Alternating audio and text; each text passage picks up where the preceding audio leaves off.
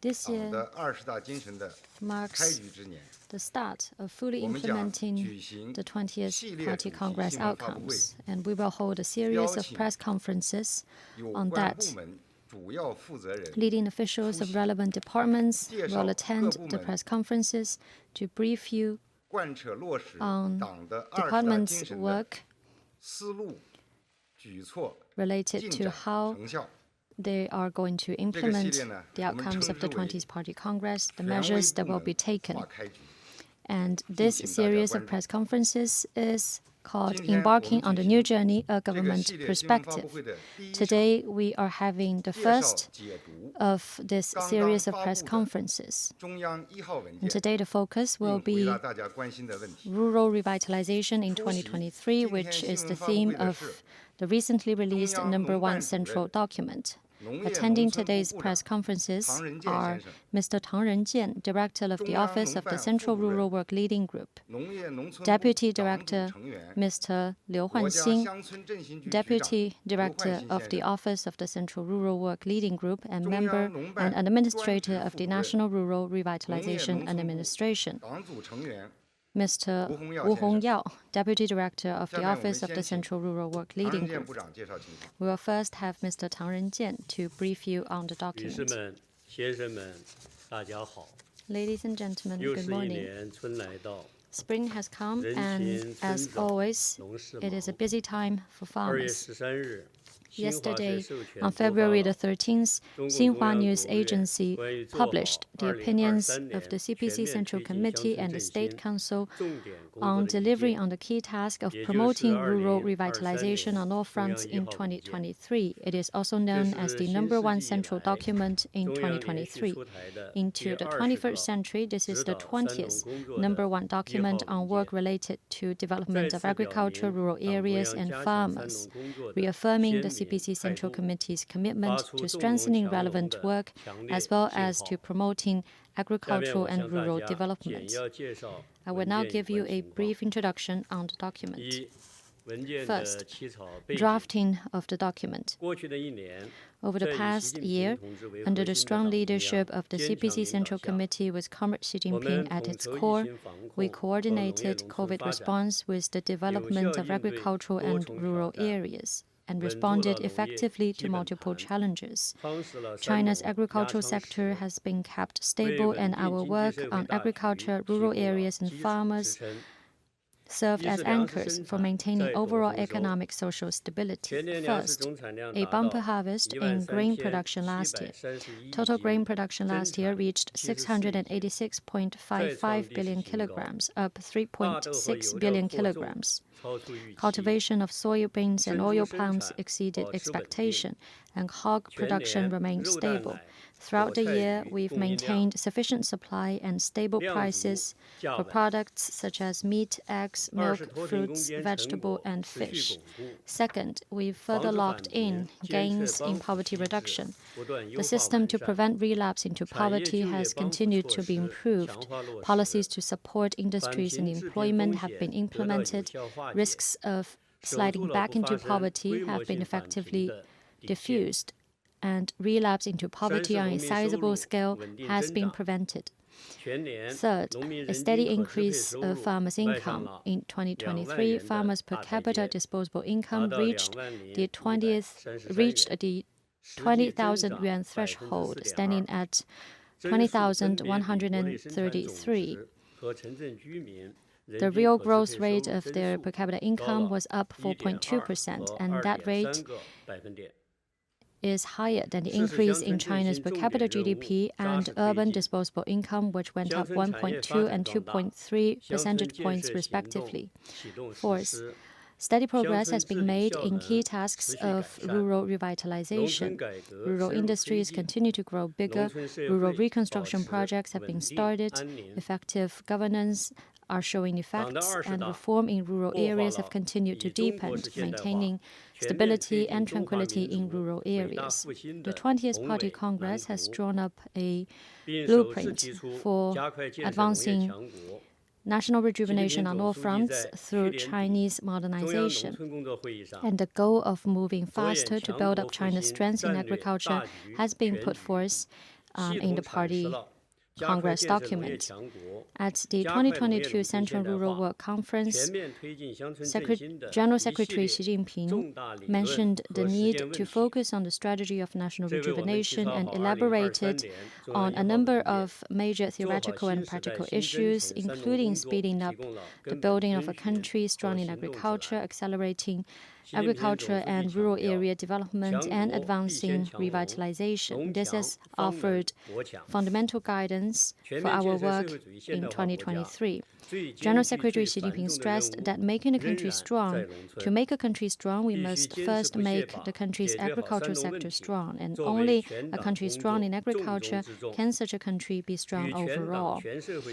In 2023, we will, on top of the agenda of the party, leverage all efforts throughout the party and society to advance rural revitalization, turn rural areas into beautiful places suitable for living and working, and contribute to a good start toward building a modern socialist country on all fronts.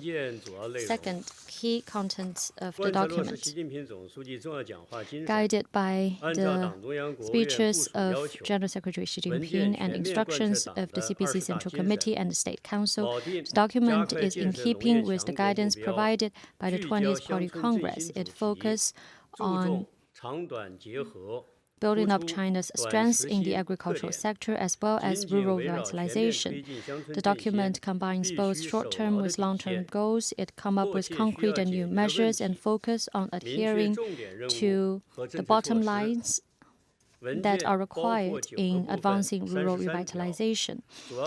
The document has 9 parts, a total of 33 articles, and to sum it up, I think I can use 3 words: bottom lines, revitalization, and safeguards. Bottom lines means that we need to firmly adhere to the 2 bottom lines of ensuring national food security and preventing relapse into poverty on a sizable scale. First, to ensure a steady supply of grain and important agricultural products. On that, we will strengthen rural infrastructure building, increase technological and equipment support, and keep national grain output at above 650 billion kilograms. Second, to further cultivate the internal drivers for poor areas and people living in those areas, we will further improve assistance policy to prevent relapse into poverty on a sizable scale. Revitalization means that, guided by the overall revitalization requirements, we will prioritize our work on rural development, revitalization, and governance. First, through high-quality development, we will further nurture new business forms and industries. Second, we will help farmers to increase income through employment, agricultural business, and give them more assets and property rights and interests, expand their channels of earning income.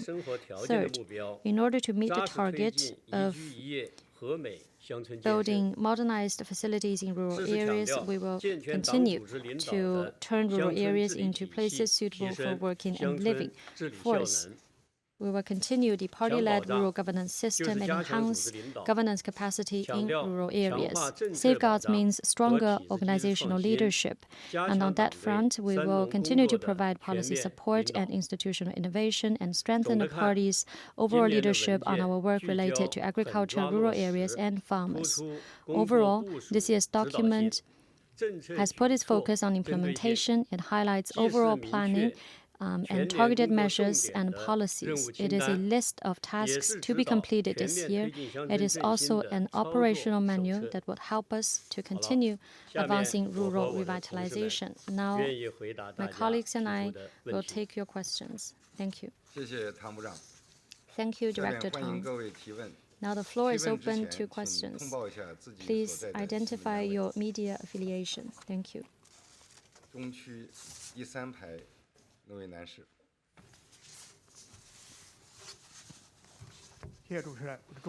Thank you. CCTV. Last year, the Central Rural Work Conference put forward tasks to build up China's strength as a country strong in agriculture. What are the jobs that will be done on this front? Thank you. Thank you for your question.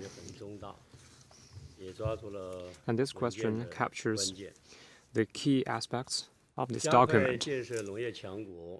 Building up China's strength in agriculture at a faster pace is a strategic arrangement made by the CPC Central Committee with Communist Xi Jinping at its core. It coordinates both the international and domestic imperatives and focuses on the objective of building a modern socialist country for our work for the new era and on the new journey. It pointed out the historic position and future direction for our work in this area in the big picture of national rejuvenation. The concept is very rich. It includes the development of productivity and also the reform of productive relations. It includes the overall upgrading of agriculture and also the comprehensive progress of rural areas, the all-round development of farmers. First of all, it has the common features of a strong agriculture. For foreign countries with a modern and strong agriculture, although they are different in resource endowment, system environment, and their respective strengths, they have some common features for a strong agriculture. We need to follow the general law for agricultural modernization, and we need to identify the gap, shore up weak links, and promote our strengths so as to build up our strengths in supply guarantee, scientific equipment, operation system, industrial resilience, and competitiveness. Meanwhile, it should be rooted in China's reality and reflects Chinese features. Planting and breeding should be rooted in local conditions. And building up China's strength in agriculture should also be rooted in China's reality and agricultural situations. And we need to rely on our efforts to resolve real problems. The reality of more people and less land, the historical background of agricultural civilization, and the requirement of harmonious coexistence between man and nature determine that we must rely on our own efforts to secure food supply.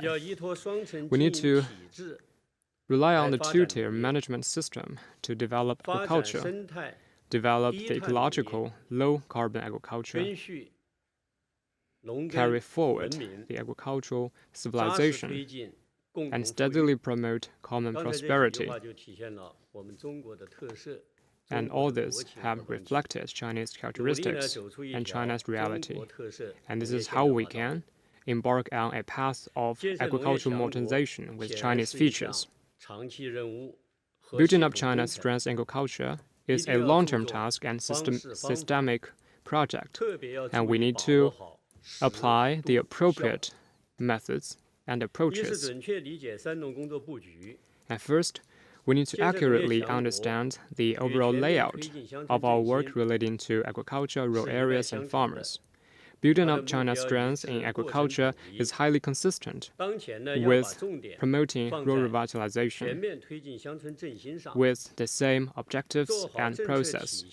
And our focus for now should be promoting rural revitalization and the alignment of policy systems and working systems, and make sure there is no change in our priority, major tasks, and working methods, and ensure the consistency of our work. And second, we need to strengthen coordination and overall planning.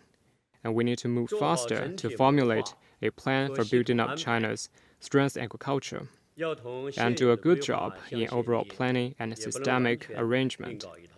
And we need to make sure that these new arrangements are consistent with the existing plans, make clear the roadmap and working plan, and promote our efforts in a steady manner. And third, our efforts should be results-oriented. Our focus should be addressing the most pressing problems in agricultural development that farmers feel most strongly about. And we need to attend to the problems facing our people. and we need to carry out this project to the very end so that farmers and other people can have a greater sense of benefits, happiness, and security in this process. Next question.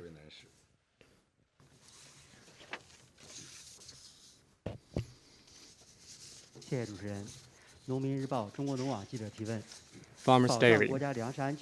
Ensuring food security is a top priority for work related to agriculture, rural areas, and farmers. Could you brief us about the food security for China right now, and what are the major tasks and efforts in the future?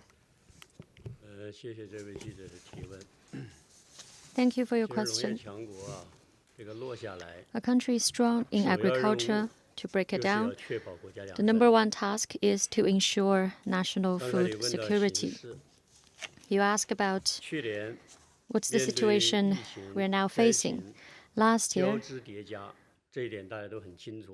affected by COVID-19, natural disasters, I believe you're all familiar with them. On top of that, we had strong fluctuations on the global food market and high prices of materials used in agricultural production. Against such a backdrop, we saw another bumper harvest in China's grain production, and total output stabilized at above 650 billion kilograms for 8 consecutive years. And with that, the rice bowl of the 1.4 billion Chinese is more stable, better, and more firmly held. This has provided strong underpinnings for us to stabilize expectation, prices, and confidence. That said, the large population in China, it is still consuming more, and total grain demand is continue rising. At the same time, we're seeing marked increase in global agricultural trade in terms of uncertainties and instabilities. Thus, there is greater pressure to hold the rice bowl firmer. Going forward, we will take multi-pronged approach to provide strong underpinnings for national food security. In terms of goals, we will maintain stable planting areas, focus on per unit yield, and strive for greater increase in agricultural outputs. First, on planting area, we will ensure sufficient output, encourage multiple cropping grain production in northern China, and implement projects to increase production in soybeans and maize. We will work to keep national grain output at above 650 billion kilograms. We will also increase the cultivation of soybean and oil crops, carry out soybean corn stripe intercropping cultivation, steadily plant soybeans in saline and alkali land. We've done some pilot projects on that front, and we've saw some good results. With that, we will further expand the output of China's planting areas. Second, to further increase production. As required by the number one document, we will launch a new project to increase grain production by at least 50 billion kilograms. We will utilize all resources and means to bring our grain output onto a new level. We usually go up by 50 billion kilograms step by step, once at a time. So this means that going forward, we will strive for 700 billion kilograms. We will adopt a greater food approach, which means sector-specific plans and a diversified system on food provision. On the measures to be taken, we will increase food production through farmland protection and technological innovation. First, to strengthen infrastructure building, we will strictly manage the use of arable land and stick to the red line of having at least 120 million hectares of arable land. We will further work on the construction and reconstruction of farmland up to high standards and gradually turn all permanent basic farmlands into high standard farmlands. This will be a focus of our priority. A total of China's 1.546 billion mu of basic farmland will be turned into high-stand farmland.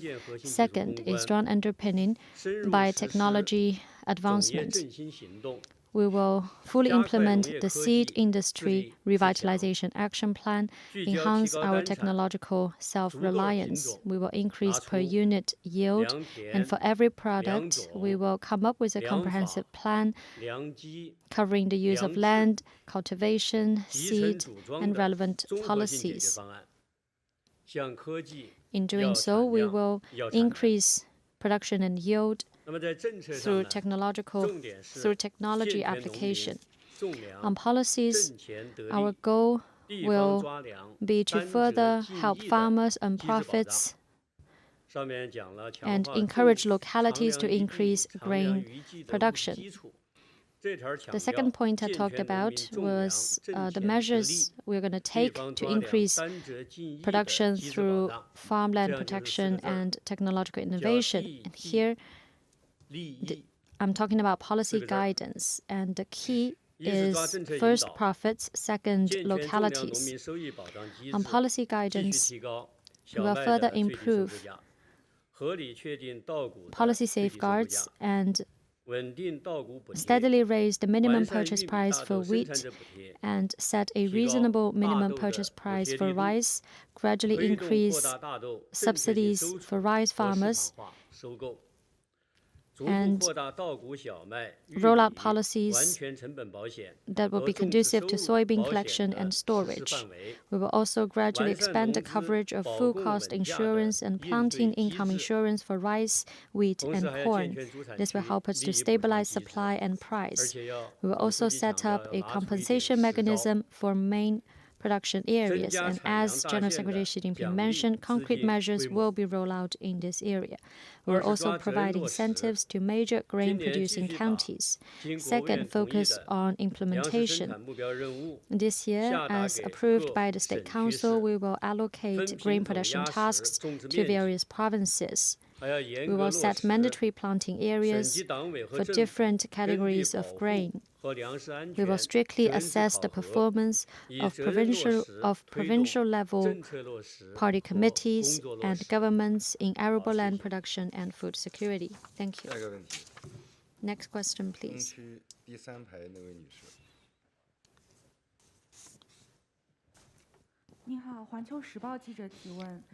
Global Times. Locking in the gains in poverty reduction is key to rural revitalization. How are we doing on this front, and what will we do to further improve the lives of impoverished population? Thank you. Now I would like to ask Mr. Liu Huanxin to answer this question. Thank you for your question and your interest in this aspect. The year 2022 was a year to expand and consolidate the achievements in poverty alleviation and align it with rural revitalization. Through the concerted efforts, now we have a more solid basis for poverty alleviation and more sustainable progress. And first, there has been no relapse into poverty in large numbers. A monitoring and support mechanism to prevent the once-poor population from falling back into poverty has played an important role, and the time needed has been shortened to 15 days, and we realized the early detection, interference, and assistance. And the guarantee for compulsory education, basic medical care, and housing has been guaranteed and improved. And second, in 2022, 32.779 million laborers who have been lifted out of poverty found employment, up by 1.329 million, and surpassing the annual goal by 2.587 million. In 2022, the per capita disposable income of farmers reached 15.111 thousand yuan, up by 7.2 0.5%, which was 1.2 percentage points higher than the average national level. And the per capita net income for those people reached 14.342 thousand yuan, up by 14.3%, and which was 8 percentage points higher than the average level. General Secretary Xi Jinping emphasized that we need to consolidate the achievements in poverty alleviation and build their own momentum for growth. And this year's #1 central document continues to underline these key tasks as a basic task. And we will continue to implement the decisions and arrangements of the CPC Central Committee and State Council and ensure that the livelihoods of our people can be further improved. Further, we will focus on the implementation of monitoring and supporting policies. We will carry out regular monitoring and centralized investigation, and further make sure that our efforts are more targeted and accurate, and diffuse the risks for the relapse into poverty due to the impact of pandemic, disease, and disasters. We will carry out category-based assistance for those who can and is willing to work. We will help them rely on their own efforts, and for those who can't work, we will ensure their basic livelihood. And second, we will cultivate inner driving forces, and we will focus on industrial employment and focus on development to narrow income gap and development gap, and improve their inner driving forces for regions and people that have been lifted out of poverty. We will make full use of the central government assistance capital to shore up the weaknesses for those regions in technology, equipment, and marketing. We will deepen the labor collaboration between the Western and Eastern regions and implement the program to prevent relapse into poverty and ensure that this policy can cover over 30 million people. And third, we will improve relevant assistance policy. And we will provide more preferential policies covering key counties receiving assistance in rural revitalization and other key regions. And we will implement some mechanisms such as the 10,000 private enterprises revitalizing 10,000 villages to foster greater synergy. And we will give full play of the steering role of the evaluation and make sure that different localities fulfill their responsibilities. Okay, next question. 谢谢主持人。中国县域经济报记者提问：去年中央经济工作会议提出推动科技、产业、金融良性循环。Central Economic Work Conference mentioned the interactive development of finance, industry, and technology. What are the measures for policy guarantee and systemic innovation? 这个问题是问到了农业强国建设的动力，就是动力来自哪里？谢谢这位记者这个问题的提的。Thank you for your question. 全面推进乡村振兴 Promoting rural revitalization on all fronts and building up China's strengths in agriculture at a faster pace requires hard efforts 真金白银的投 and real money. 要形成政策合力 And we also need to foster 工作合力 policy and working synergy. 今年中央1号文件 And 呢 this 重 year's 点从 #1 central document 人才 has made 体制机 highlights 制保障 and 等几个方 arrangements 面 in terms 进 of 行了强 input, 调 talents, systems, and First, guarantee. 要健全乡 First, 村振兴的 we 多 will 元投入机制 improve the 多元投入机制 diversified inputs 这个主要 mechanism 包括 for 3块 rural revitalization. 一块是政府投入 And first, the input of the 强调 government. 坚持把农业农 And we 村 must 作为一 ensure 般 that 公共 rural 预算 areas and agriculture 优先保 should 障 always 领 be 域 a priority in 压 the 实地 general 方政 public 府投 budget 入责任 and ensure that local 稳步 governments 提 fulfill 高 their 土地 responsibilities 出让收益用于农业农村 and 的 make sure 比例 more benefits 将 of 符 land 合条 transfer 件 can be 的 used for 乡村振 agriculture 兴项 and 目 rural areas. 纳入地方政 And 府债 qualified 券 projects 支持 for 范 rural 围 revitalization will be incorporated into 二 the 块呢 supporting 是 coverage 金融 of 投 local 入 governments bound. 主要是用好 Second, 再贷款 financial input, and we will give full play to the refinance and rediscount, differentiated required reserve, financial regulation, evaluation, examination, and other policies, and promote financial institutions to increase their loans to relevant areas concerning rural revitalization, and focus on ensuring the financial demands for food security. Third, the input of private capital, and we need to improve the interactive mechanism for government investment, finance, and private input, and we will encourage qualified projects to be implemented by market entities in groups. And we're also talking about implementation in groups. When we talk about a single project, it is quite small, but when they combine them, it covers a province or even the whole country. So it would be more convenient and more effective. And second, we will strengthen the team building of talents in village. Training of local officials should be combined with the introduction of competent officials from other localities. And first, we need to implement the cultivation plan for high-caliber farmers and carry out the cultivation campaign for leaders for entrepreneurship in rural areas. And also, we need to guide competent people in urban areas to go to the countryside. And university graduates, able people, migrant workers, and entrepreneurships should be guided to go or return to rural areas in an orderly way. It was mentioned by General Secretary Xi Jinping in his remarks at the Central Rural Work Conference.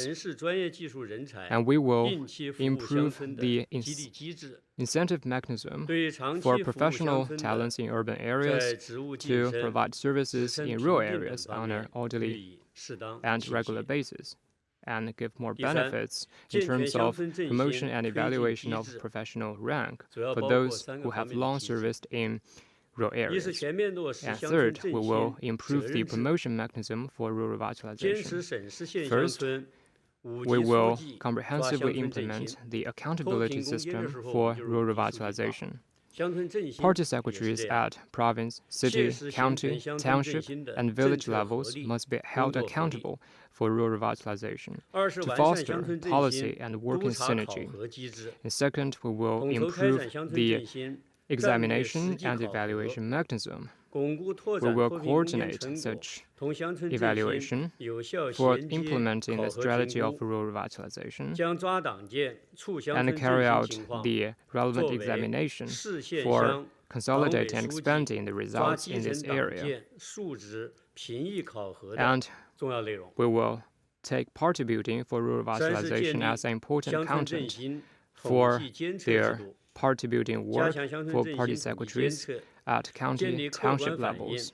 And third, we will put in place a monitoring and statistics system for rural revitalization to monitor the implementation of this strategy in a timely and science-based manner. Next question, please.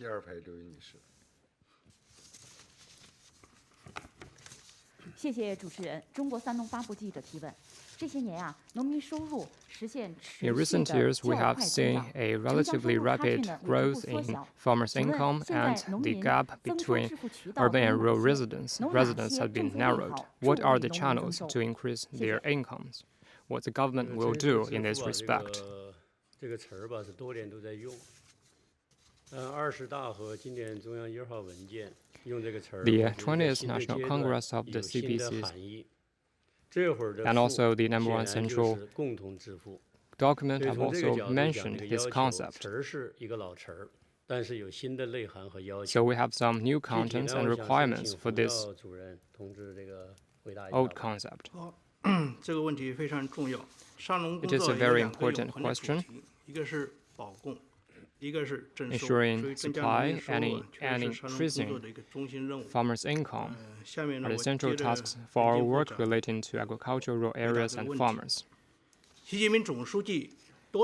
General Secretary Xi Jinping emphasized that we need to regard the increase of farmers' income as the central task for our work and do everything we can to expand the channels to increase incomes. Since the 18th Party Congress and in 2019, we have realized 1 year ahead of schedule of the objective of doubling their income in 2010, and in 2022, we exceeded the threshold of 20,000 yuan for the first time, and the urban-rural residents' income ratio decreased from 2.88 in 2012 to 2.45 in 2012.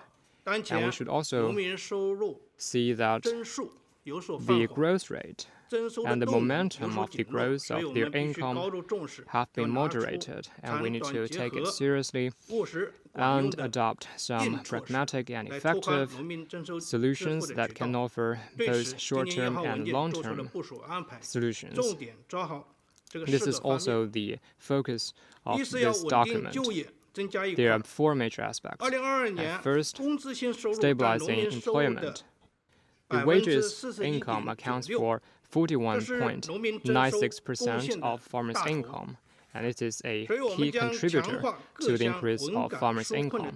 We will implement such employment-supporting policies, improve their skills, and generate more job opportunities and stabilize their employment. And over 3/4 of the migrant workers find a job within their provinces, and over 50% find a job in their counties, and we need to follow such trend and develop those county industries with obvious comparative strength and strong driving capabilities, and can generate a large number of jobs, and help those farmers can find a job without traveling a long distance.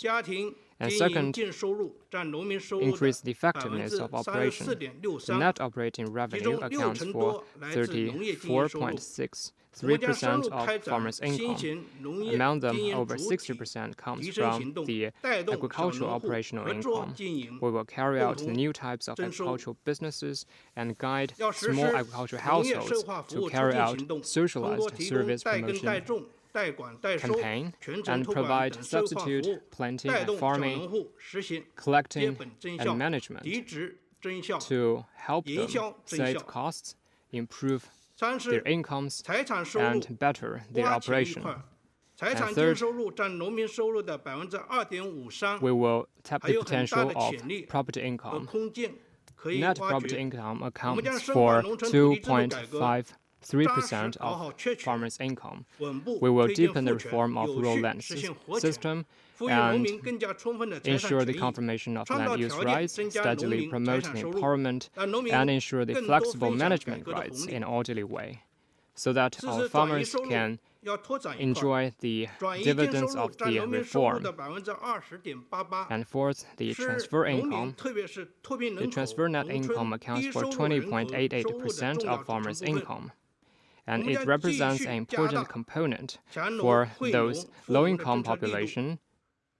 And we will continue to carry out the policies for strengthening agriculture and farmers, and increase the subsidies and assistance for farmers, and ensure greater social security, so that they will lead a better and happier life.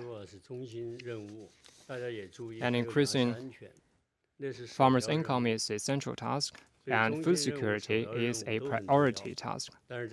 They are both very important, and in practice, we need to strike a proper balance between these 2 aspects. Next question.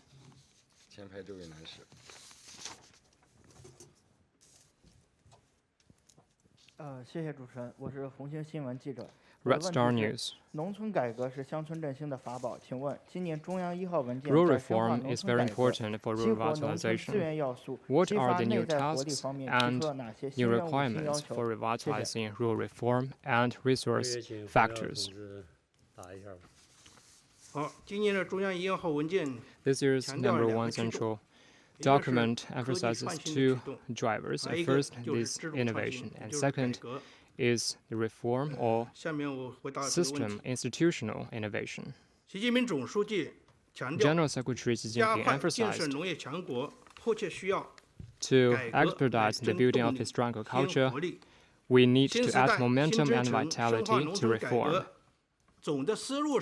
The overall approach is that we will continue to properly handle the relationship between farmers and land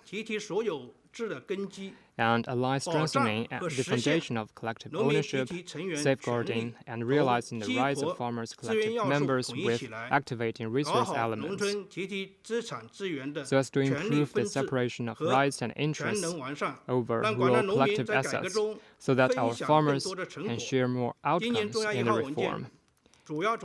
And this year's document has made arrangements and requirements in three aspects. First, deepening the land system reform. And we will focus on the reform of the contract land, homestead, and rural collective land designated for business-related construction. For contract land, we will focus on carrying forward the pilot programs to extend the contract period of land. Enlarge the coverage of pilot programs. We will ensure large-scale and overall stability. For those areas that with proper condition, we can explore measures to address fragmented problems. In terms of homestead, we will focus on promoting the pilot programs for rural allocation of homestead. We will focus on ensuring basic living demands, managing disorderly construction and revitalizing idle resources. And we will explore ways to improve the collective ownerships, the qualification rights, and homestead use rights. In terms of collective land designated for business-related construction, we will promote pilot programs for market-based transfer of use right to rural collective land designated for business-related construction, and explore to put in place a adjusting mechanism for the added values of land. And second, we will develop new type of rural collective economy. The focus should be continuing our reform for collective ownership.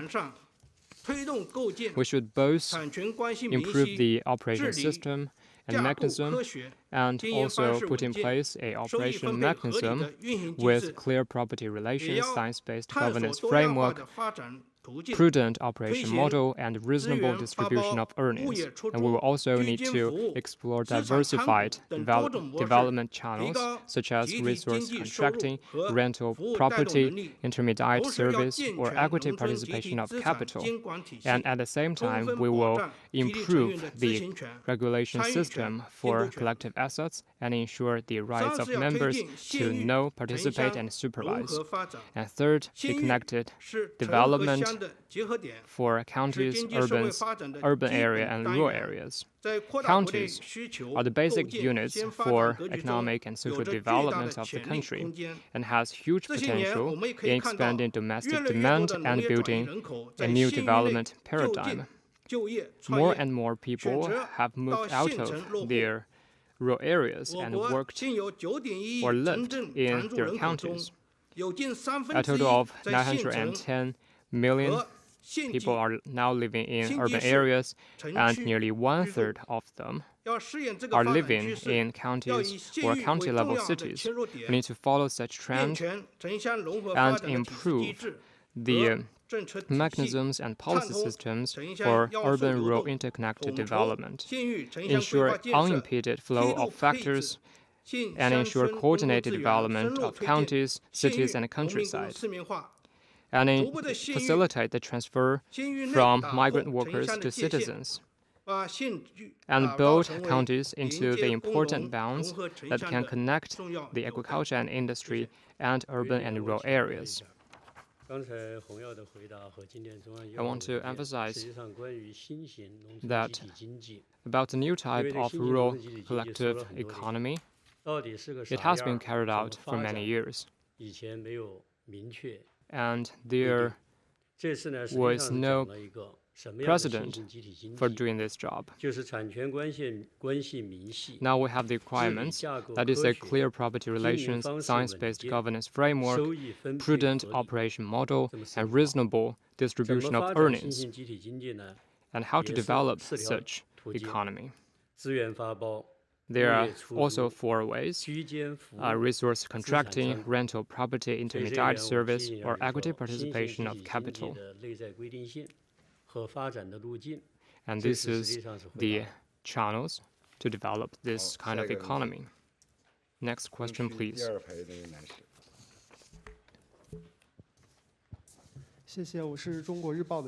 China Daily.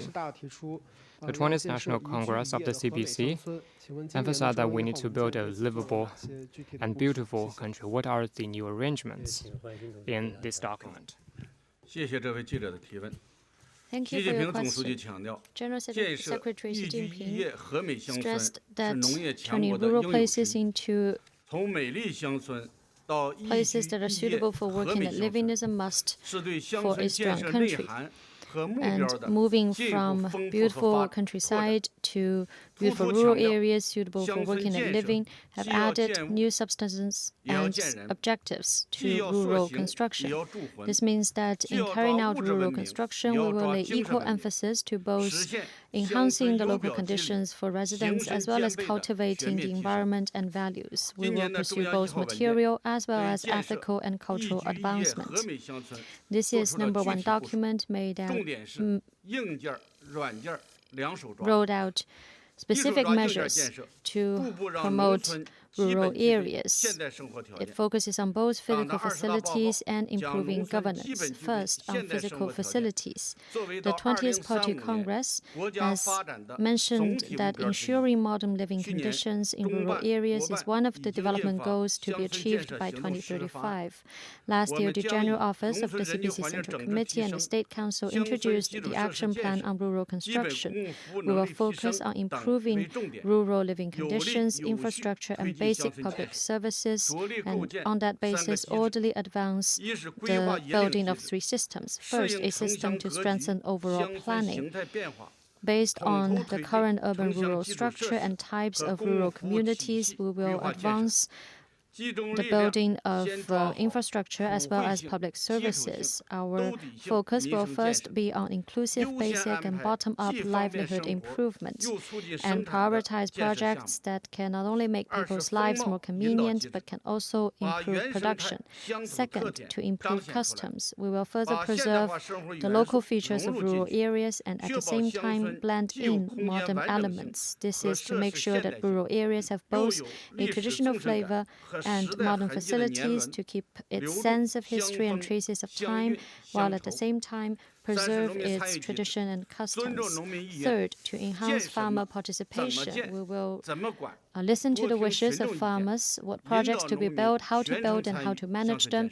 We will listen to what the people want, what they have to say, so that they can fully participate in rural construction. On governance, we will make rural areas tranquil, peaceful places with warm-hearted people. Since ancient times, China has always been a nation that values tranquility.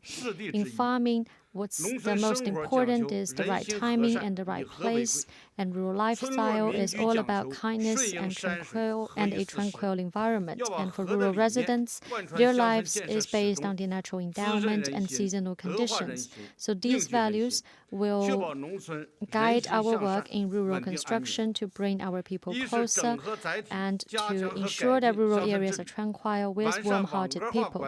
First, to further leverage existing mechanisms to enhance rural governance, we will focus on grid-based management implement and refine the services to build governance platforms with IT application. We will also harness the role of various government departments to enhance governance. We will use point-based, list-based, and all-effective systems. Second, to take new measures to promote cultural and ethical advancement. We will meet the needs and preferences of farmers, work to further increase the fun of farming so as to turn rural areas into harmonious and beautiful places. We will further refine rural customs and traditions, effectively utilize the role of village rules and regulations, family education, as well as the role of party members to curb unhealthy tendencies and develop healthier ones. From beautiful places to beautiful places suitable for living and working. There is a big difference, and I think this will serve the people. In the interest of time, we will have one last question. China Review News Agency. Industrial revitalization is key to rural revitalization. How will we focus on local specialties to further promote rural industrial revitalization? Some asked about how to increase the earnings of farmers. To achieve this, I think the key is still industrial revitalization. And for that reason, General Secretary Xi Jinping pointed out that industrial revitalization is the #1 priority to rural revitalization. It's one of the 5 key tasks to be completed. At last year's Central Rural Work Conference, it was specifically mentioned that local specialties is something that we need to take full advantage of. This is #1 central document made specific instructions on promoting high-quality industrial revitalization. And we will focus on the following 4 areas. First, to bring out the unique features of local industries. In developing local industries, the key is to make good use of the local endowment and exploit local resources. In local areas, we have a variety of agricultural and sideline products, idyllic scenes, and long-lasting farming traditions. All these are why rural areas are attractive to the people. They are also the unique breeding ground for developing rural industries. We will meet market demands, fully leverage such distinct resources in rural areas, diversify the functions of the agricultural sector, and tap into the diversified value of rural areas. We will take targeted measures to find industrial breakthroughs, and our goal is to turn the advantages of resources, environment, and culture in rural areas into advantages for industrial development. This will help to increase market competitiveness and sustainability of such industries. Second, we will facilitate industrial integration. The key is to leverage the multiplying effect of integrating the development of primary, secondary, and tertiary industries. We will strengthen the role of leading industries, shore up links, nurture new business forms, and build brands. We will link up sales and production, expand the processing and logistics of agricultural products. We will nurture the pre-made food industry, increase the standardization of processed fresh vegetable and central kitchens. We will enable more agricultural products to be processed on-site so as to increase their added value. And with that, rural areas will turn from selling only raw materials to selling final goods. We will also integrate agriculture with cultural and tourism sectors. We will enhance rural modern services so as to meet the needs of rural residents. We will encourage the development of everyday services in rural areas, including dining, shopping, culture, sports, tourism, recreation, elderly and childcare, as well as information provision. Villagers with that will turn from selling products only to selling services. So basically, turning from raw materials to final goods and turning from selling products to selling services. Third, to improve layout, we will develop people-enriching industries at the county level, focus on the various industrial parks we have to further improve industrial layout in rural areas. Bearing in mind the overall development at the county level, we will smooth out production, processing, sales, and consumption. We will also work to increase the handling capacity and supportive services of these industrial industries, build hubs of related industries, and extend processing industries to more places of origin, to industrial parks, so as to build an industrial complex of urban and rural industries. Fourth, to mobilize farmers. All the three measures I mentioned will boil down to how we can mobilize the farmers, otherwise they cannot be implemented. In mobilizing the farmers, we will first bring out the initiatives of farmers and meet their needs. We will encourage firms to work with farmers to create more shared interests so that firms and farmers can complement and collaborate with one another on industrial chains. More added value of industrial products and development should be channeled to farmers. At the same time, we will also encourage more private capital to be channeled into rural areas. In doing so, we will also properly regulate the introduction, the usage, and exit of such funding. This is to ensure that farmers stand to benefit from it and their rights and interests effectively protected. Thank you. Thank you all. This is the end of today's press conference. That's Chinese authorities briefing the media on all-around rural vitalization in 2023. That's it for this edition of The World Today. I'm Hona. Thanks for watching. Please stay tuned.